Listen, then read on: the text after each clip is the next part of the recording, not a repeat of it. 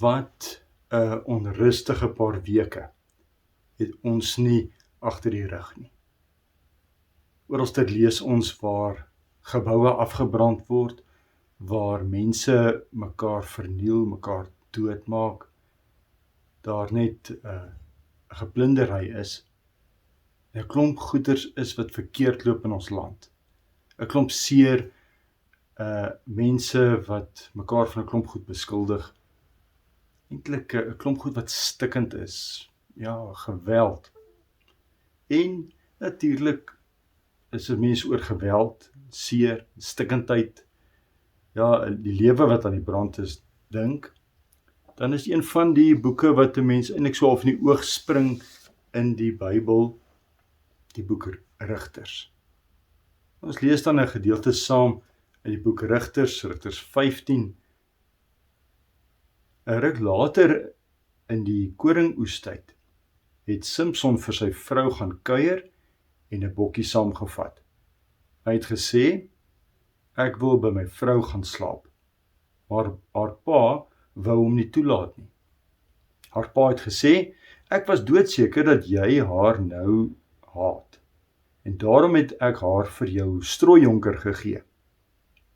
Haar jonger suster is mooier as sy, jy kan haar kry in jou vrou se plek. Maar Simson sê vir hulle, hierdie keer het ek en die Filistyne niks verkeerds aangedoen nie. Nou hoor 'n mens hierso, is daar 'n stukkie geskiedenis. As hy sê, hierdie keer het ek die Filistyne niks verkeerds aangedoen nie, dan kom jy agter, daar is tog so 'n bietjie van 'n aanloop. Geskiedenis tussen hom en die Filistyne. Ek gaan 'n ramp oor hulle bring. Hy het toe 300 jakkalse gaan vang en hulle sterte 2 aan mekaar vasgemaak. Hy het fakkels gevat en tussen elke 2 sterte 'n fakkel vasgemaak. Hy het toe die fakkels in die brand gesteek en die jakkalse tussen die graan van die Filistyne losgelaat.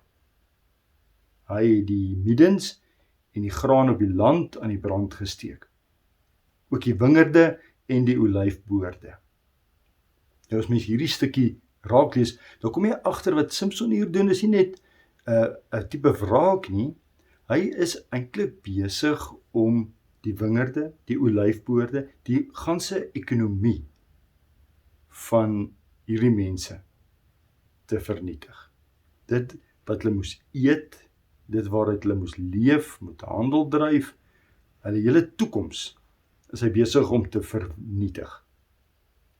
So dis nie maar net 'n een oomblik van haat en weerwraak nie, dis eintlik, ja, 'n hamer wat hy hier uithaal. Vers 6. Toe sê die Filistyne vra, wie het dit gedoen, is daar gesê, Simson, die skoonseun van die man uit Timna, want hy het Simson se vrou met sy strooijonker laat trou. Die Filistyne het toe gekom en haar pa verbrand. Simson het vir hulle gesê, as dit is wat julle doen, sal ek nie ophou voordat ek my op julle gewreek het nie. Hy het hulle verwoed aangeval en 'n groot slagting aangerig.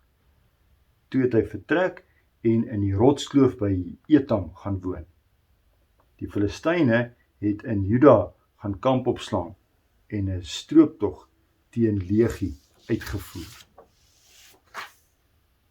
Toe vra die mense van Juda, waarom het julle teen ons opgetrek? En die Filistyne antwoord, om vir Simson te vang en met hom te doen wat hy met ons gedoen het. Toe gaan 3000 man van Juda na die rotskloof toe by Etam.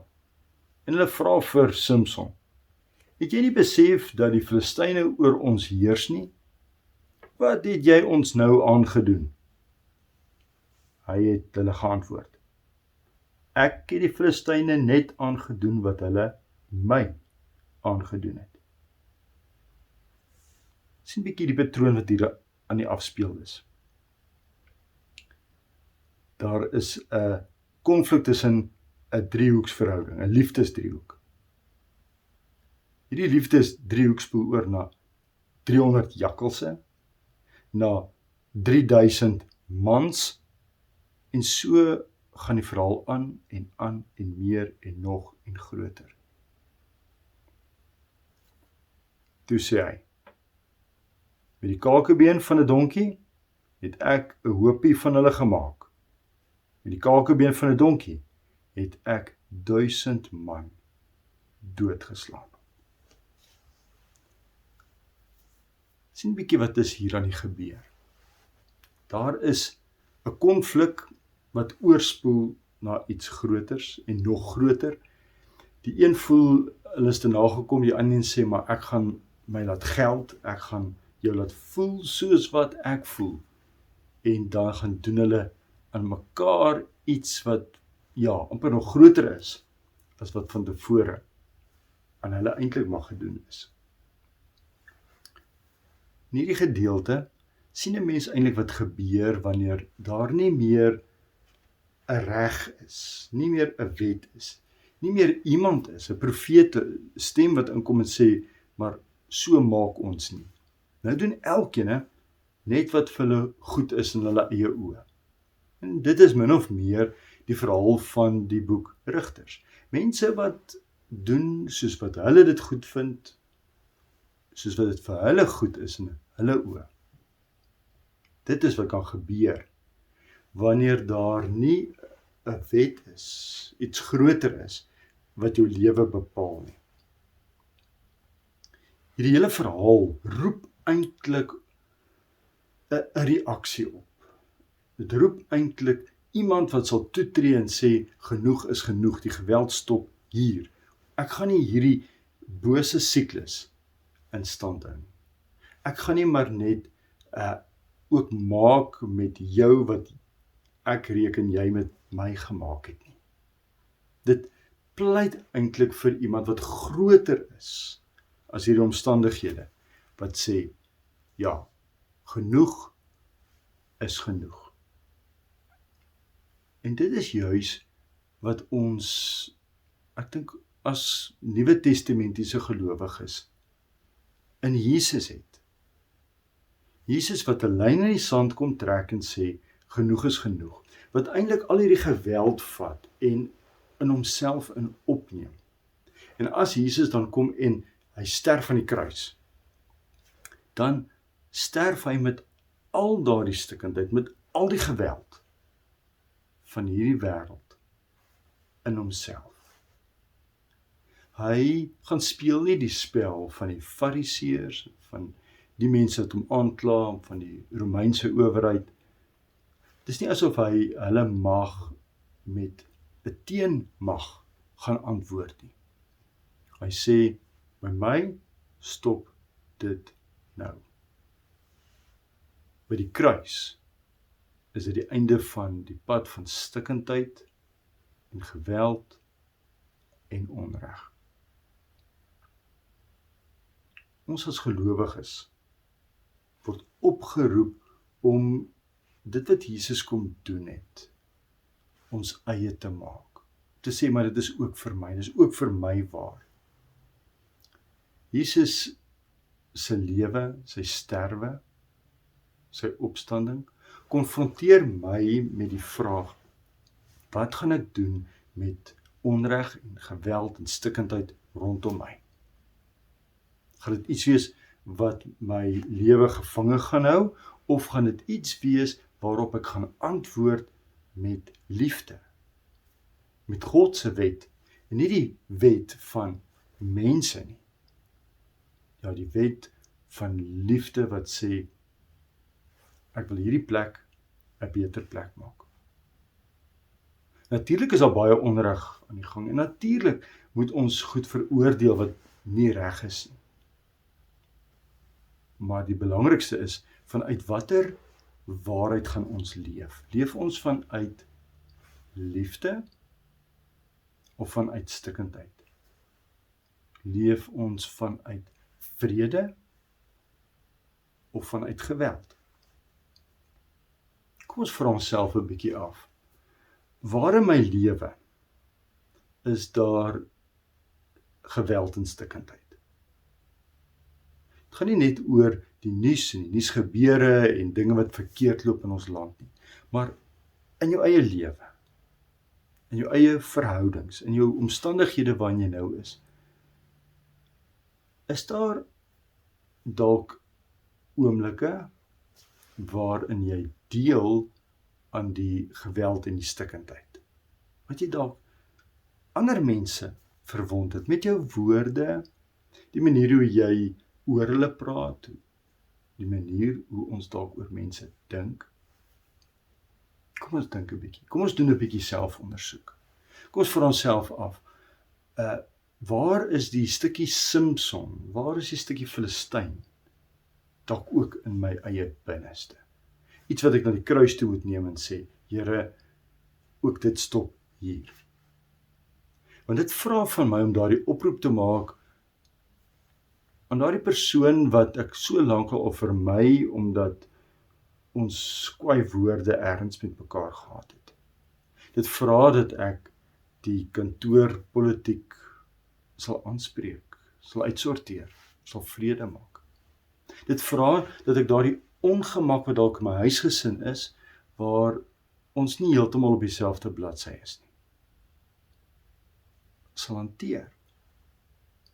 Dit vra van ons as groot mense om so 'n bietjie anderster te praat ook teenoor ons kinders, om nie so hard op hulle te wees nie, om nie die hardheid geweld van die lewe op hulle te laai nie.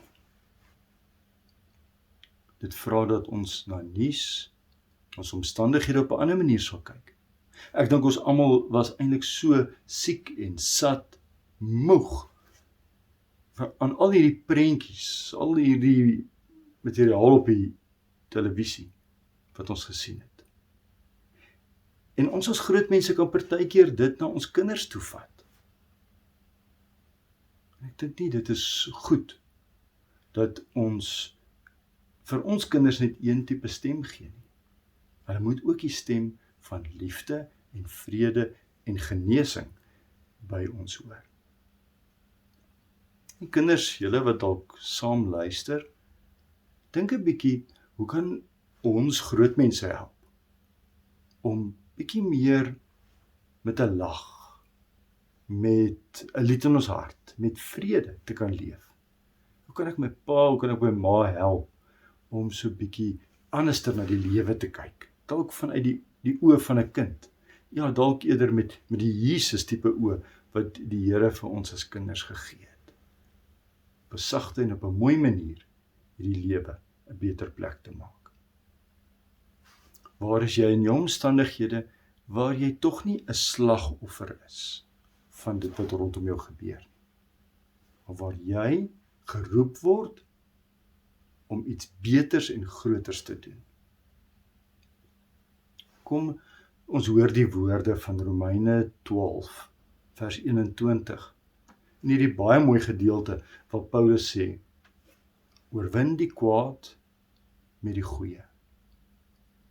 Waar op jou pad het jy nodig om 'n vredemaker te wees, om liefde te saai, om die kwaad met die goeie te oorwin.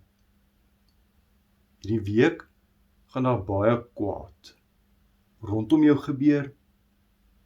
Gaan jy dit raak sien? Gaan dit dalk ook aan jou gedoen word? Die Here vra. Is jou verhaal die verhaal van die rigters, wat jy kwaad en onreg en geweld in stand gaan hou? Of gaan jy dit antwoord met die liefde wat die Here ook aan jou bewys het?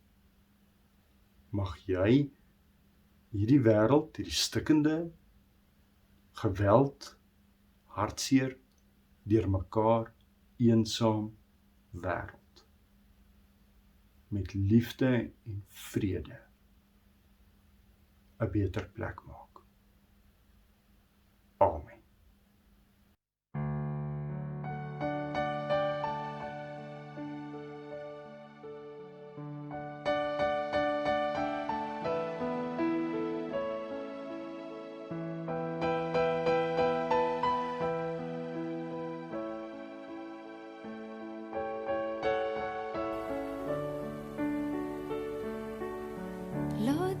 die vrede deur my vloei.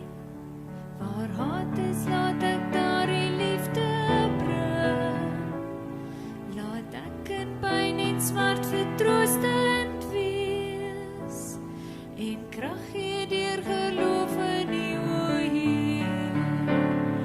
O Heer, help my om altyd so te leef, om ander oor as myself te ag, ja, om lief te hê, ander bo myself, en ook eerder te gee as te verwag. Laat deur die vrede deur my vloei, en laat ek hoop gee daar waar twyfel is. Ek wil die lig in duisternis laat skyn, laat ware vreugde altyd uit my straal. O Heer, help my om altyd so te leef, om ander oor as myself te ag, ja, om lief te hê, ander bo myself, en ook eerder te gee as te verwag. Laat deur die vrede deur my vloei, leer my om ook soos U